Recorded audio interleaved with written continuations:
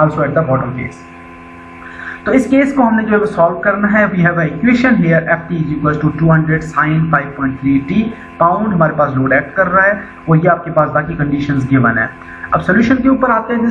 This structure basically can be modelled for dynamic analysis as the damped oscillator shown in figure B. अब damped oscillator के तौर पे जब हमने इसको रिप्रेजेंट कराया कि overall weight of the machine we have mass, force with respect to time यहाँ पे एक्ट कर रहा है, डिफ्लेक्शन इस डायरेक्शन के अंदर जनरेट हो रही है और के जो है वो मास स्प्रिंग डैम्पर है और सी जो है वो हमारा विस्कस डैम्पर है। तो दोनों कंडीशंस के अंदर जो मॉडल हमारा डेवलप हो गया था, parameters in this model can be computed as follows.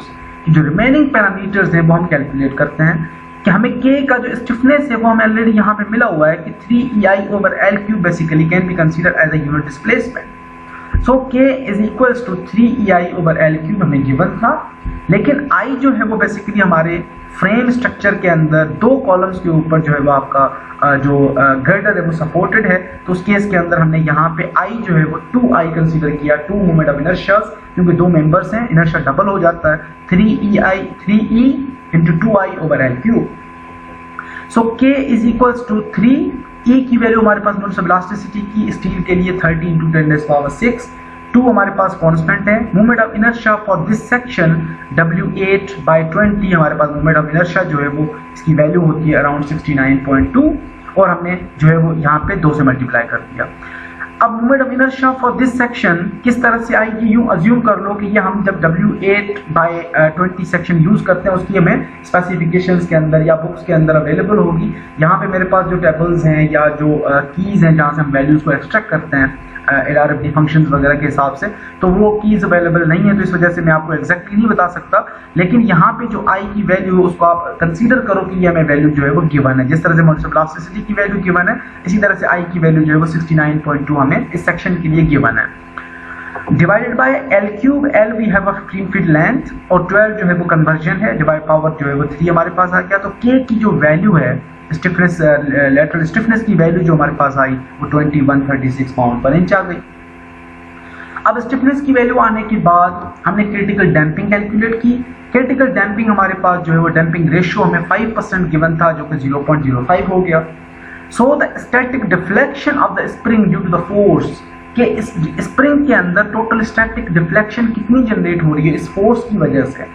So static deflection UST is equals to initial force divided by K। अब इनिशियल फोर्स जो है वो हमारे पास 200 है। ये इनिशियल फोर्स कहाँ से आया, जो आपको equation force with respect to time given है, FT is equals to 200 sin 5.3 × T। अब ये 200 जो है ये बेसिकली इनिशियल फोर्स है जिसको हम F0 से रिप्रेजेंट कराते हैं। यहाँ पे F0 की वैल्यू आ गई 200, K की वैल्यू हमने ऑलरेडी लास्ट स्लाइड के ऊपर फाइंड आउट की 2136। हमारे पास जो total static deflection of the spring due to the force आ गई वो 0.0936 इंचेस आ गई। So undamped natural frequency is equals to K/M, M is equals to W/G। तो हमने K की वैल्यू 2136, G की वैल्यू 386, मास जो है वो या वेट हमें जो है वो टोटल कितना गिवन था, यहाँ पे 15 किप्स गिवन था, हमने इसको कन्वर्ट किया 15,000 पाउंड हो गया, इज इक्वल्स टू टोटल जो है नेचुरल एंगुलर फ्रीक्वेंसी या टोटल जो है हमारे पास undamped natural frequency is equals to 7.41 radians per second आ गई। So the ratio r frequency ratio is equals to omega bar divide by omega. अब ओमेगा बार जो है वो फोर्स्ड फ्रीक्वेंसी है divide by omega. Omega normal जो है वो एंगुलर फ्रीक्वेंसी अनडैम्प्ड कंडीशन के लिए हमारे पास 7.41 गिवन है, लेकिन ओमेगा बार जो है वो अगेन आप यहाँ पे अगर फॉर्मूले में चले जाओ तो FT is equals to F0 sine omega bar T। अब ओमेगा बार की जो वैल्यू है वो 5.3 है क्वेश्चन के अंदर ऑलरेडी गिवन, तो हमने यहाँ पे ओमेगा बार की वैल्यू 5.3 चूज कर ली। ओमेगा जो है वो हमारे पास 7.41 था, तो फ्रीक्वेंसी रेशियो जो है वो 0.715 आ गई। अब फ्रीक्वेंसी रेशियो आने के बाद amplitude of the steady state resulting motion is then can be calculated as U is equals to static deflection और F0/K। लास्ट एग्जांपल में अंदर हमने F0/K यूज किया था, यहाँ पे हमारे पास दोनों वैल्यूज हैं, F0/K भी है और USD या स्टैटिक डिफ्लेक्शन भी ऑलरेडी हमने फाइंड आउट किया 0.0936, तो आप 0.0936 यूज कर लें। R हमारे पास जो वैल्यू है वो 0.715 आ गई। डैम्पिंग रेशियो हमारे पास 0.05 था, हमने तमाम वैल्यूज जो है इस इक्वेशन के अंदर पुट कर ली। ओवरऑल जो हमारे पास amplitude of the steady state resulting motion जो हमारे पास वैल्यू आई स्टेडी स्टेट के अंदर जो मैक्सिमम एम्पलीट्यूड की वो 0.189 इंचेस आ गई। अब एम्पलीट्यूड की वैल्यू आने के बाद हम कैलकुलेट करते हैं कि मैक्सिमम स्ट्रेस भी हमने फाइंड आउट करना है कि कॉलम्स के अंदर मैक्सिमम स्ट्रेस कितनी जनरेट हो रही है या कॉलम्स कितनी मैक्सिमम स्ट्रेस को बियर कर सकते हैं। तो उस केस के लिए हमने फाइंड आउट किया, first of all we have to calculate the maximum shear force in the columns. अब shear force in the columns maximum shear force is equals to, again हमारे पास K की वैल्यू स्टार्ट में हमें given थी 3EI/L3, 3EI/L3 into U, basically U हमारे पास जो है अभी हमने कैलकुलेट किया amplitude of the steady state motion, steady state motion को हमने मल्टीप्लाई कर दिया 3EI/L3 से। 3 we have constant, modes of elasticity we have 13 to 10 power 6, I we have 69.2 for one member और U हमारे पास 0.189 था, लेंथ हमारे पास 15 फीट थी, इसको इंचेस में कन्वर्ट किया पावर 3, तो मैक्सिमम शेयर फोर्स हमारे पास जो जनरेट हुआ वो 201.8 पाउंड था। अब मैक्सिमम शेयर फोर्स के बाद हम मैक्सिमम बेंडिंग मोमेंट कैलकुलेट करते हैं। Maximum bending moment is equals to maximum shear force into length. Maximum shear force हमारे पास 201.8 इनटू लेंथ हमारे पास 15 feet, 12 is the conversion, we got 36,324 pound inches. Maximum bending moment आ गई। अब maximum bending moment के बाद हम मैक्सिमम स्ट्रेस कैलकुलेट करते हैं। जिस तरह से हमें मोमेंट ऑफ इनर्शिया सेक्शन का गिवन था 69 पॉइंट जो है वो हमारे पास 2 वैल्यू थी आई थिंक 69.2, इसी तरह से हमें सेक्शनल मॉड्यूलस जो है वो इसी सेक्शन का जो हमें सेक्शन असाइंड है क्वेश्चन के अंदर W8/20, इसी तरह से हम मैनुअल से जो है वो सेक्शन असाइंड की वैल्यू चूज करते हैं section modulus I/C। So the maximum stress is equals to maximum moment divided by section modulus। section modulus जो हमें W8/20 का सेक्शन गिवन है उसका सेक्शन मॉड्यूलस 17 होता है और मैक्सिमम मूवमेंट हमारे पास 36,324 थी। हमने दोनों का जो रेशो कैलकुलेट किया तो मैक्सिमम स्ट्रेस जो कॉलम्स के अंदर कंसीडर हो रही है या जनरेट हो रही है वो 2136 या 2136 PSI जनरेट हो रही है। तो ये हमारे पास जो है वो कंप्लीट डिज़ाइन था। सेकंड डिज़ाइन, इसके अंदर भी मजीद आपको चीज़ें जो है वो क्लियर हो गई होंगी। अगर कोई चीज़ नहीं समझ में आती तो लेक्चर को अच्छे तरीके से सुनिए। मजीद जो है वो हम डिस्कशन रूम के अंदर भी काफ़ी सारी चीज़ों को जो है वो डिस्कस करते रहेंगे। So again now we have a single degree of freedom system harmonic loading for the design purposes. हमारे पास एक और मेथड भी है बैंडविड्थ मेथड। अब बैंडविड्थ मेथड को हम हाफ पावर मेथड भी कंसीडर करते हैं to evaluate the damping procedure या किसी भी मेंबर की डैम्पिंग कैलकुलेट, जिस तरह से हमने बाकी प्रोसीजर्स या हार्मोनिक लोडिंग या सिंपल कंडीशंस को हमने फॉलो अप किया था, इसी तरह से अगर हम हार्मोनिक लोडिंग को कंसीडर करते हैं तो हम डायरेक्टली डैम्पिंग को कैलकुलेट कर सकते हैं बाय बैंडविड्थ मेथड। अब बैंडविड्थ मेथड का जो सिंपलेस्ट तरीका है बिल्कुल a typical frequency amplitude curve obtained experimentally for a moderately damped structure is given below here कि हमारे पास एक मॉडरेटली डैम्प्ड स्ट्रक्चर का एक फ्रीक्वेंसी एम्पलीट्यूड कर्व गिवन है। यहाँ पे आपके पास जो है वो डायनामिक मैग्निफिकेशन फैक्टर है और फ्रीक्वेंसी रेशोज हैं यहाँ पे, और ये हमारे पास एक फ्रीक्वेंसी एम्पलीट्यूड जो है वो कर्व अवेलेबल है। इस कर्व के अंदर हम क्या करते हैं कि यहाँ पे पीक वैल्यूज गिवन है, यहाँ पे पीक एम्पलीट्यूड गिवन है, हम इसको हाफ से डिस्ट्रीब्यूट कर देते हैं, यानी कि bandwidth basically is the difference between two frequencies corresponding to the same response amplitude. कि यहाँ पे हमारे पास जो पीक एम्पलीट्यूड थी उसको हम हाफ पावर कंसीडर यानी कि हाफ से हम डिस्ट्रीब्यूट करके यहाँ तक ले आते हैं। उस पॉइंट के ऊपर हम क्या करते हैं, दो फ्रीक्वेंसीज कैलकुलेट करते हैं। एक फ्रीक्वेंसी यहाँ पे आ गई, दूसरी फ्रीक्वेंसी यहाँ पे आ गई। इन दोनों फ्रीक्वेंसीज के दरमियान जो रेशो है corresponding in the response to the same amplitude will be considered as a bandwidth. तो बैंडविड्थ हम किस तरह से कंसीडर करते हैं, एक छोटा सा डिजाइन एग्जांपल है, उसमें से आपको सारी चीजें जो है वो क्लियर हो जाएंगी। सो अब हमारे पास एक एक्सपेरिमेंटल डेटा है for the frequency response of a single degree of freedom system of plotted in figure below. कि हमारे पास एक सिंपल स्ट्रक्चर था, उसका हमने एक्सपेरिमेंटल डेटा एनालाइज करके हमारे पास एक जो है वो फ्रीक्वेंसी रिस्पांस कर्व आ गया किसी single degree of freedom system structure का। इसमें से हमने डिटरमाइन करना है the damping ratio of this system. कि डैम्पिंग रेशो जो है वो किस तरह से इस बॉडी को रेजिस्ट करता है, या डैम्पिंग रेशो जो है वो कितना हम बॉडी का इस एक डायग्राम से एवेल्युएट कर सकते हैं। अब इसके लिए हमारे पास हमने क्या सोल्यूशन स्टार्ट किया by using a bandwidth half power method. हमने जब इसको प्रीवियस पिक्चर देखी from the previous figure the peak amplitude is 0.1134 inches की। यहाँ पे अगर आप देखो तो हमारे पास जो पीक एम्पलीट्यूड है उसकी वैल्यू आ रही है 0.1134 इंचेस। पीक एम्पलीट्यूड की वैल्यू आने के बाद hence the amplitude at half power is equals to, इस एम्पलीट्यूड को हम हाफ पावर में डिस्ट्रीब्यूट करते हैं।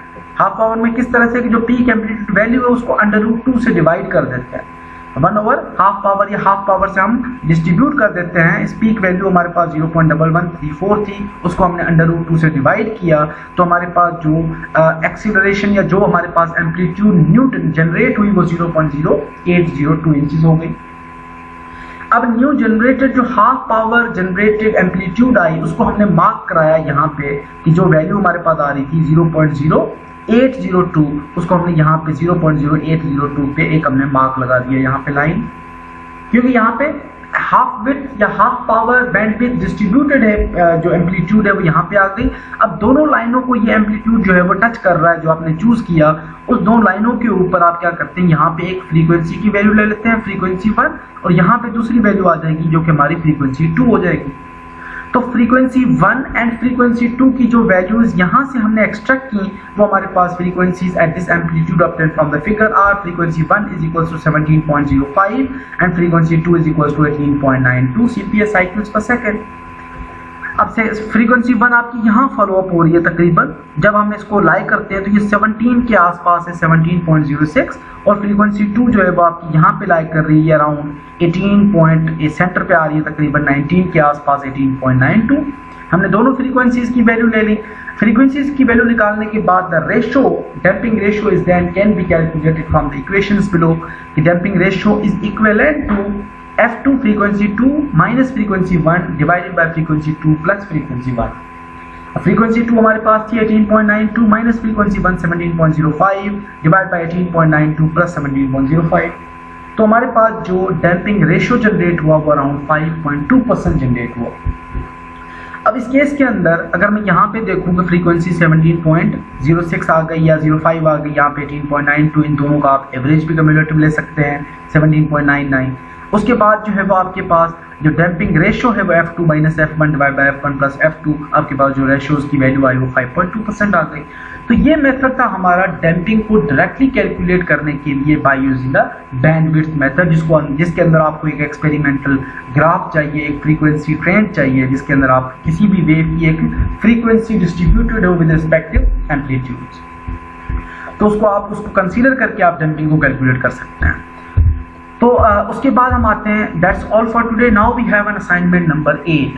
अब असाइनमेंट नंबर 8 के अंदर हमारे पास 2 डिज़ाइन एग्जांपल्स हैं जो कि आज अपने लेक्चर के अंदर डिस्कस किए हैं, उनसे मिलते जुलते डिज़ाइन एग्जांपल्स हैं, बड़े आसान डिज़ाइन एग्जांपल्स हैं। First example we have a platform of weight W is equals to 3950 plus R।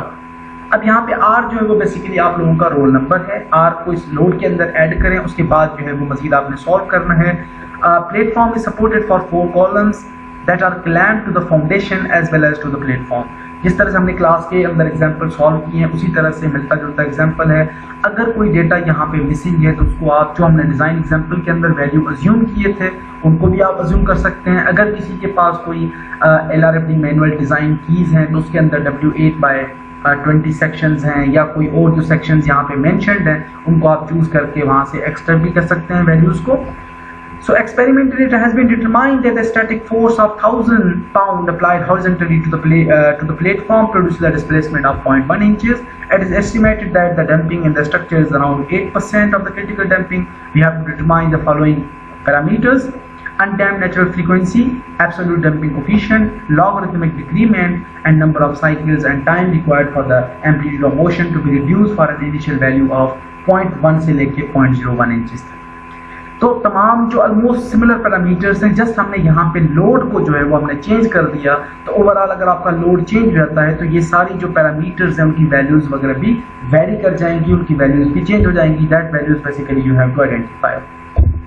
So question number 2 basically is related with the harmonic loading. The steel frame as shown in figure below supports a rotating machine that exerts a horizontal force. Horizontal force at the girder we have a F with respect to time. Force with respect to time is equals to 250 sine 5.3 into T pound.